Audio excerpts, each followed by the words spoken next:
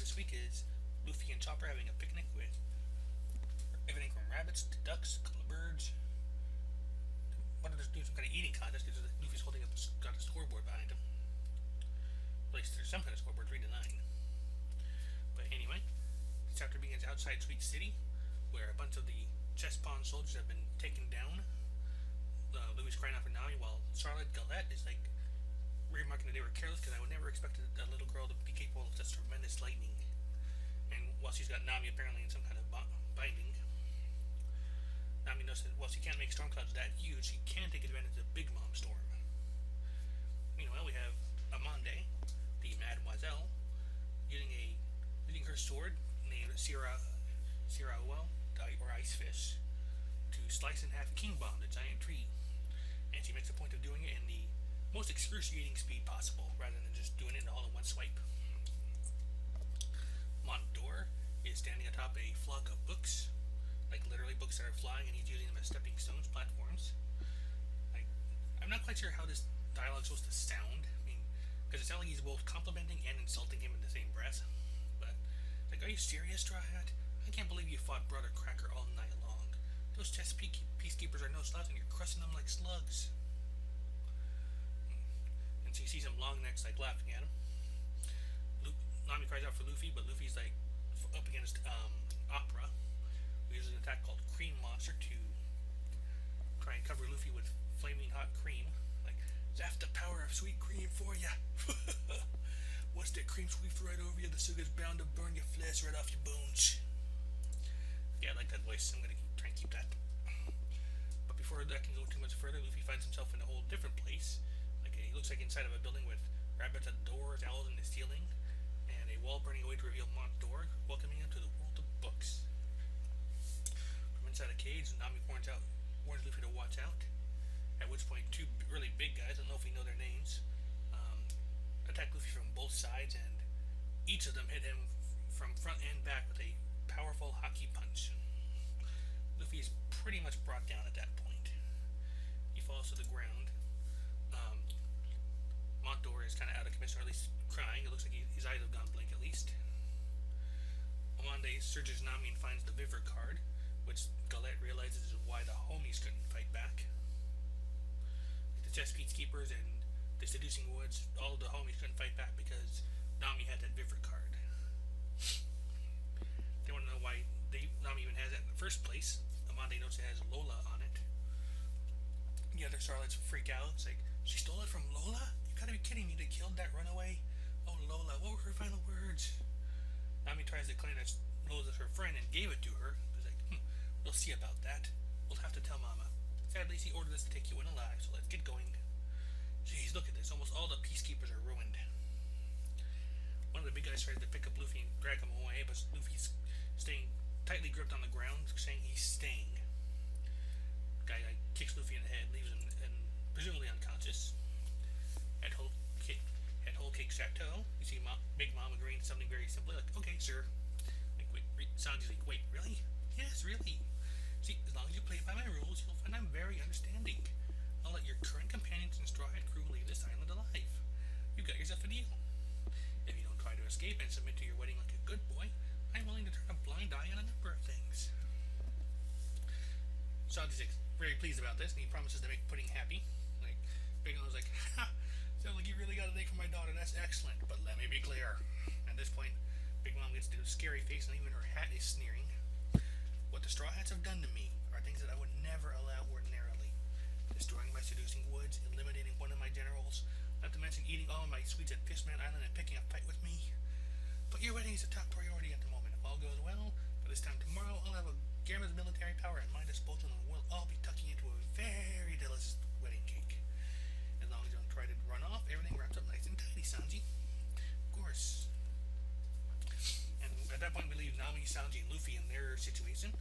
We go to the Whole Cake Chateau Treasure Repository, where Baron Tamago is giving a as you know speech to the people assembled, one of which is General Smoothie, one of Big Mom's daughters. Tamago is explaining that scattered throughout the world there is a text on the stone tablets that has survived unbroken for hundreds of years. He said that there are roughly 30 of the poneglyphs in existence. Of them, 9 contain information essential. And then would say right now I don't know French. I will mispronounce words. I'm just being goofy. So please forgive me. The stones will begin to speak by assembling and following them to the final island, Raftel. The stones will begin to speak the truth of the world. But in order to actually reach the island of Raftel, we require the four red road poneglyphs, including the stone that Jinbei recently brought to us. The Big Mom pirates are currently in possession of 12 poneglyphs in total. 2 ordinary poneglyphs and 1 road poneglyph. And while all of this is going on, Smoothie has apparently just grabbed a woman from the floor, picked her up, and wrung her out like a damp rag. Like literally just like wring her out like a... And all the liquid that comes out actually pours into a wine glass, which he's prepared to drink, leaving the woman herself a dried up husk, whose apparent screams of pain have hearts in the dialogue, so take that as you will. Smoothie, meanwhile, is just like, okay, yeah, I get they're important. What I want to know is why the Sun Security boosted Tamago. I mean, I don't mind participating since I've got nothing else to do, but really. And we get the Oda box explaining that the 14th daughter of Charlotte Smoothie, has a bounty of 932 million berries, putting her right behind Jack, actually. Tamago is like, we are most grateful for the help. The former pirate captain of the Mink Persuasion, who showed up 5 years ago to steal our poneglyph, has apparently returned to infiltrate the island. Peckham begged us to spare this man's life back then. What brings you back among us, Pedro? At any rate, this Rose Road poneglyph is our path to the king of the pirates. They are so important that the 4 emperors fight over their possession. We must risk our lives to protect Mama's most valuable clue.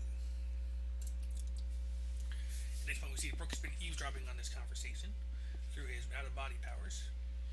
He reports back to Pedro that not only are there more of them, but one of them's a general, which Pedro recognizes me as one of their top people. Things are looking bad. The series is pretty much impossible to breach. There's no waning of the guard even during the night. Pedro wonders if their hopes vanished the moment Tamago learned Pedro was even there. They were hoping they could at least do their part while Luffy and them were waylaid. But, and Brooke recognized that in order for Luffy to be king of the pirates, these road poneglyphs will be crucial. But coming back later will probably be difficult, if not impossible. In fact, the harder they try to get there, the higher chance of an all-out battle, and it will be impossible for everyone to reach this location together. This might be our one and only opportunity.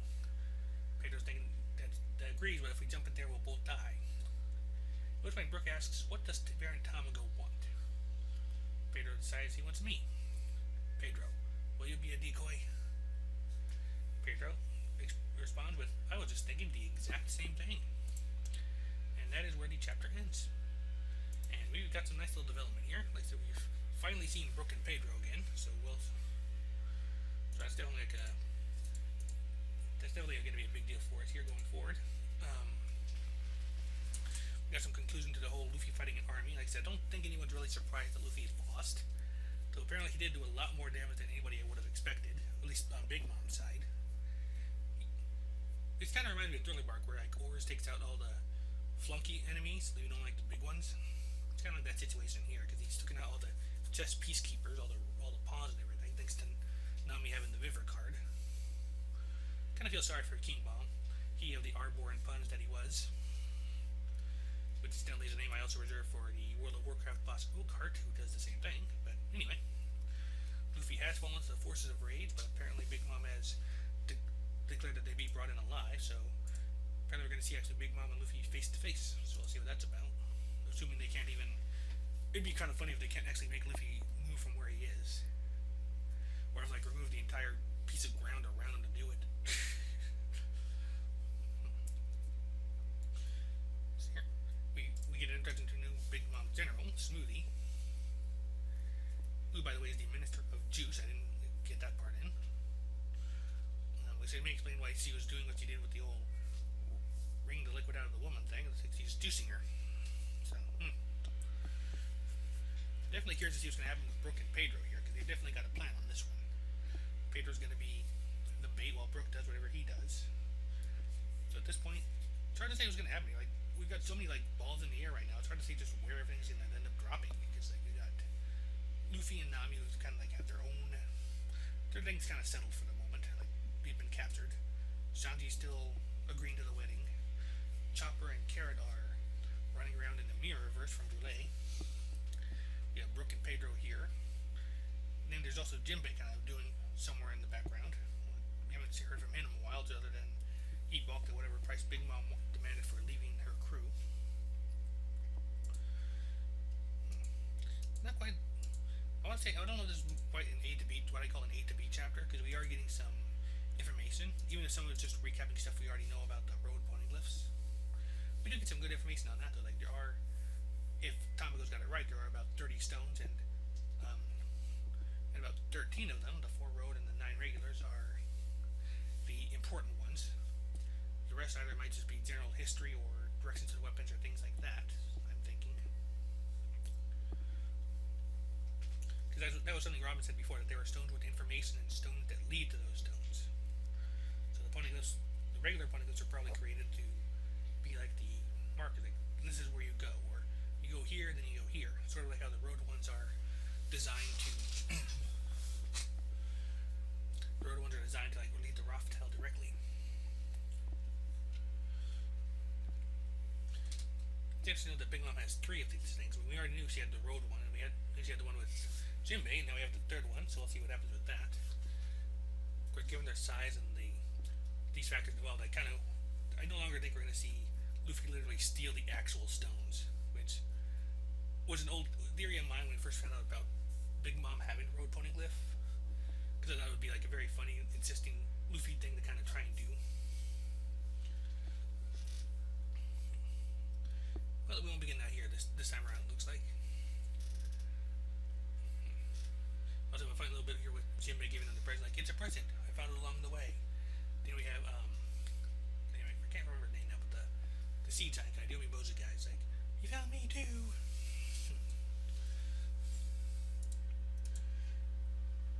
Okay, now, I'm now very interested to see what Pedro and Brook are going to do here, and just how it'll mess things up. And also, I wonder if we're about to see Big Mom and Luffy come face to face. That's gonna be a scene. That's for damn sure. Ooh, that's gonna be something. But yeah, I think that covers the essential of this chapter. Like the bulk of it has been kind of. This is the definitely informational chapter. We got in kind of giving us some moving from one to the other. But also gave us a few samples of just what the children of Big Mom can do. Like, so we have the Bookmaster there, the Montd'Or, got the Cream guy. So we'll definitely see what's going to be. Oh God. Okay, random thoughts just hit me. Okay, Montd'Or is the Minister of Cheese. His thing is books. Now I want to know if those are like cheesy romance novels or something. Probably not a phrase or pun that exists in Japanese, but the thought is too funny to be true. But yeah, I think at this point, so we definitely have transitioned from one side to the other. Now we're on Brook and Pedro for a little while. I hope we might get a chance to see Chopper and Carrot again, or Jinbei, but they're going to be our main focuses here for the next few chapters, I'm betting. But until then, we'll have to wait till later this week to find out about that. In the meantime, though, this has been the One Piece Typical Manga Review for Chapter 846, Tamago Security. Don't think I got this page number right, but otherwise, yeah, 846, Tamago Security. Until the next chapter, you have a good week, and I'll see you then.